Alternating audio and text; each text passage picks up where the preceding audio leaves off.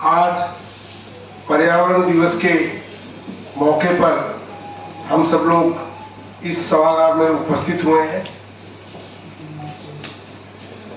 सम्माननीय मंच,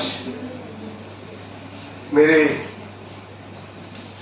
बड़े भाई, पुराने सहयोगी और मित्र अश्विनी चौबे जी, उपस्थित सभी बंधु भगिनी एवं भाइयों,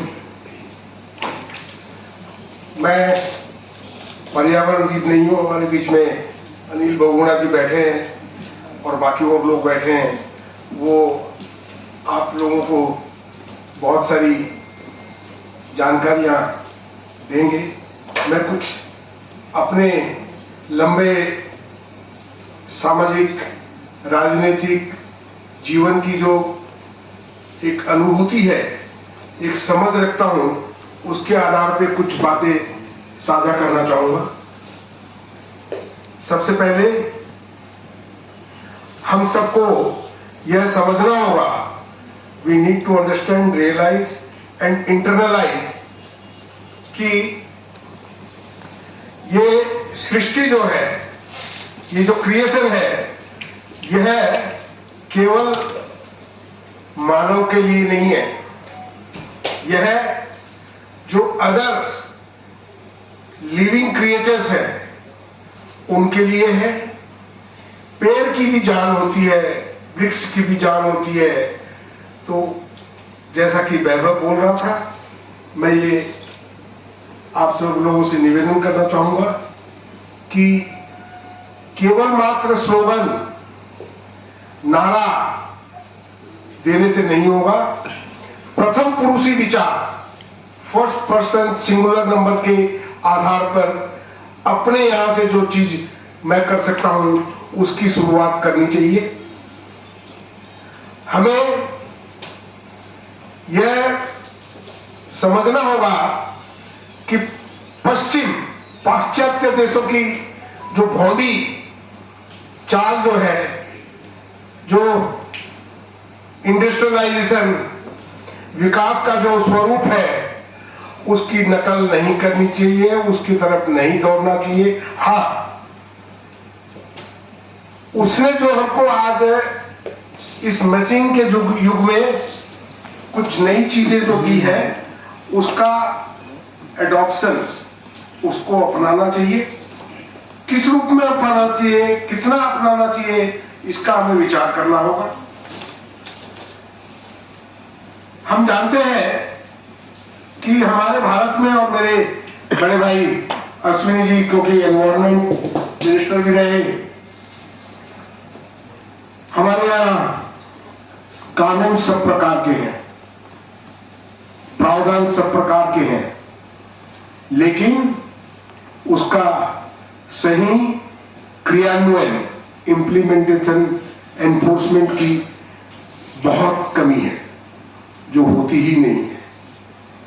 और आज अगर हम पर्यावरण की दृष्टि से जो 3-4 बड़े बिंदु हैं, उसके ऊपर ध्यान करें तो जल, वायु, जंगल और वायुमंडल,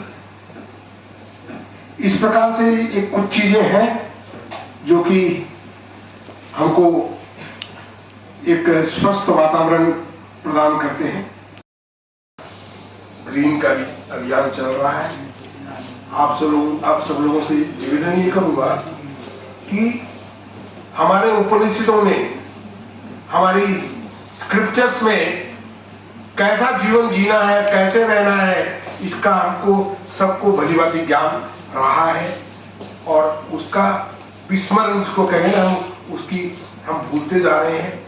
आज हमारे गांव में जो ग्राम्य जीवन था, जिस प्रकार से एक रो में धाड़ी से मकान बनते थे, गोबर लिपते थे और स्वस्थ वातावरण रहता था, जलाशय होते थे। हमारे पुराने लोग जो है कुआं, जलाशय वो बनवाते थे।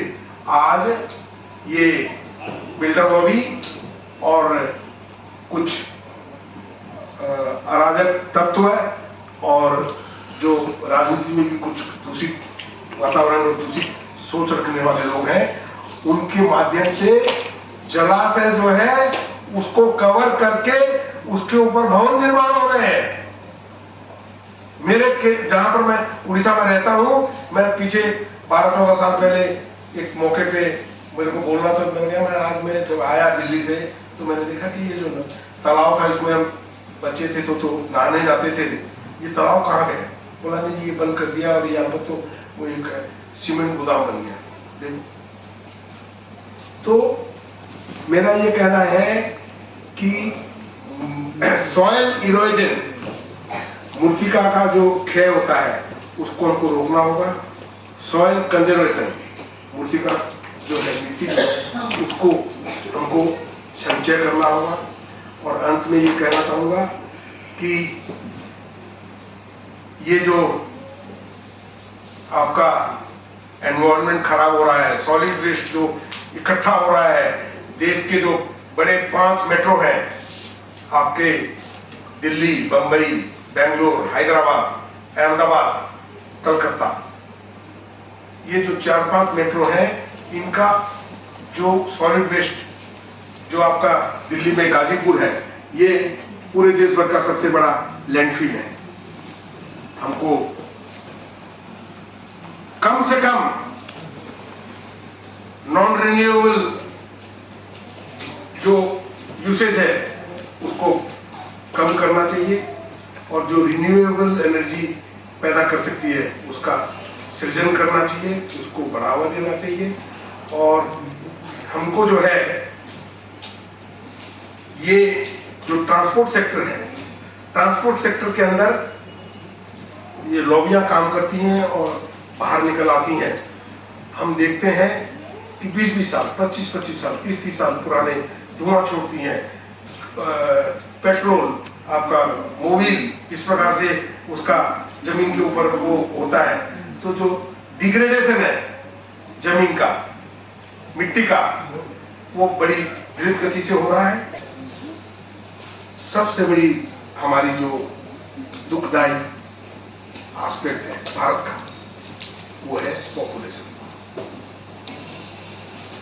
पॉपुलेशन जो है वो किसी भी प्रकार के, आपको एक उदाहरण के साथ बोलना चाहूंगा।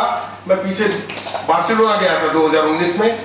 बार्सिलोना का जो क्षेत्रफल है वो दिल्ली से बड़ा है और जो बार्सिलोना का इंफ्रास्ट्रक्चर है सभी दृष्टि से वो दिल्ली से कहीं उन्नत, डेवलप्ड है।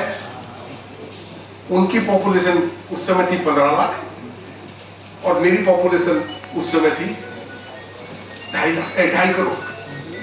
तो ये जो पॉपुलेशन ग्रोथ है इसको हम किस प्रकार रोक सकते हैं। और एक बार एक सेमिनार में दिल्ली यूनिवर्सिटी में हमने बुलाया था JRD टाटा को, उनकी 45 मिनट की जो भाषण था वो पूरा केवल जो है पॉपुलेशन ग्रोथ के ऊपर केंद्रित था। आपको धन्यवाद, ज्यादा ही समय लीजिए।